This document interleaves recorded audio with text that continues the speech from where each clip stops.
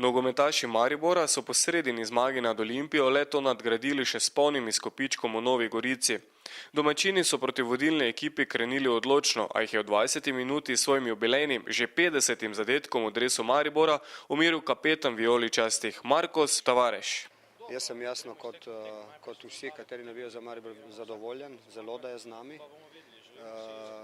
Enostavno je eno tistih, kateri vse to skupaj pelje naprej zelo dobro. V vrstah vijoličastih je bil zelo motiviran otrok Gorice, sedaj pa pomemben člen vijoličastih Goran Cvijanović. V drugem polčasu je na sredini razigraval soigralce, ob zadetku pa se ni veselil. Ne, nisem želel slaviti, to je moja publika, tu sem od 6. leta, tako da jaz se mi zahvaljujem tistim, ki so mi ploskali za podporo, tako da vse najkaj.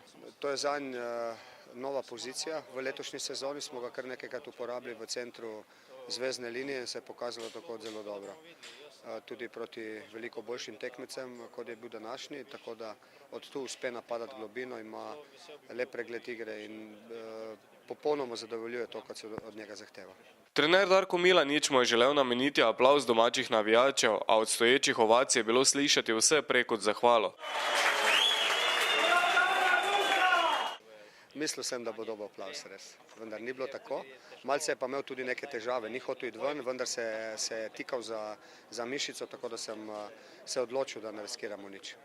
Še edina neporažena ekipa prvenstva bo med reprezentančnim premorom odigrala za ostalo tekmo v Domžalah. Zmago bi se vsaj za nekaj časa otresli trenutno najbližje ekipe, v primeru zmage Domžal pa bi slednji zasedli sam vrh lestvice.